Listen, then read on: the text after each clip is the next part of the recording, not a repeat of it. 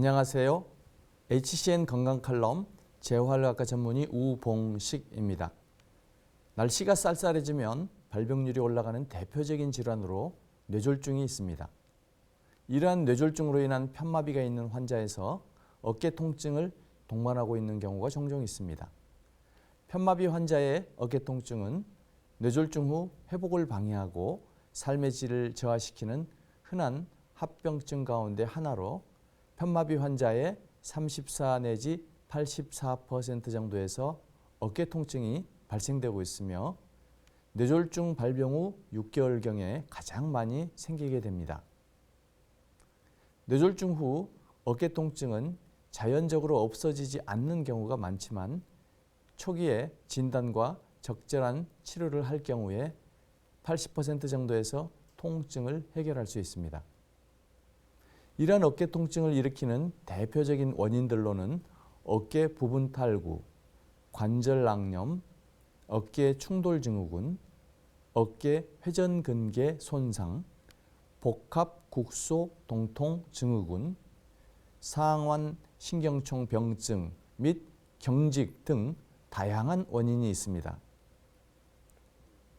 어깨 부분 탈구는 편마비 환자에서 어깨가 마치 빠진 것처럼 나타나 보이는 현상으로 편마비 환자의 81%까지 발생이 되며 발병 후 첫 3주 내에 이완기 편마비에서 자주 나타납니다.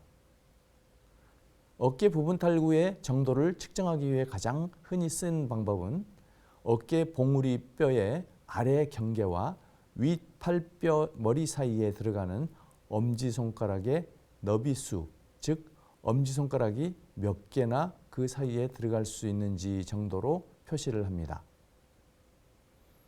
어깨 부분 탈구가 있다고 해서 어깨 통증이 항상 동반되지는 않지만 어깨 부분 탈구를 교정하지 않을 경우 어깨 관절 주위 근육, 인대, 관절낭, 신경 및 혈관에 2차 손상을 유발할 수 있어서 상지 기능 회복에 상당한 영향을 미치게 됩니다. 따라서 어깨 부분 탈구를 예방하거나 치료하기 위해 의자차 받침대나 특수 제작된 팔걸이를 사용해 주는 것이 좋습니다. 관절낭염은 흔히 유착 관절낭염 또는 동결견으로도 부르며 어깨 통증과 더불어 어깨 관절 운동 범위의 제한이 특징적으로 나타납니다. 관절낭염은 마비 이후 적절한 어깨 운동을 하지 않거나 경직, 팔걸이 사용 등으로 인해서 발생될 수 있는데 관절낭염이 발생된 경우 적극적인 관절 운동과 주사요법으로 치료를 할 수 있습니다. 어깨 충돌 증후군은 어깨 회전근개 손상과 윤활 낭염을 일으키는 원인이 되는데 소염제나 주사요법 등으로 잘 치료가 됩니다. 복합국소 동통 증후군은 반사교감신경병증으로도 알려져 있으며 자율신경계의 부조화로 인해서 혈관 운동 변화, 부종, 관절 운동 범위에 제한 통증을 일으키는 질환으로 증상이 지속될 경우 골다공증과 같은 골변화도 나타나게 됩니다. 일단 복합국소 동통 증후군이 발생되면 신경차단술, 스테로이드 경구투약 등 적극적인 치료를 하는 것이 회복에 도움이 됩니다. 상완 신경총 병증은 심한 어깨 부분 탈구가 있는 환자에서 상완 신경총의 손상이 동반되어 나타나는 경우가 많기 때문에 어깨 부분 탈구가 있는 경우 상완 신경총 병증이 발생되지 않도록 특히 주의해야 됩니다. 경직은 뇌졸중으로 인한 편마비 환자의 약 90%에서 나타나며 대부분 발병 후 3주 이내에 발생되므로 경직이 나타나면 적극적 치료를 해주어야 합니다.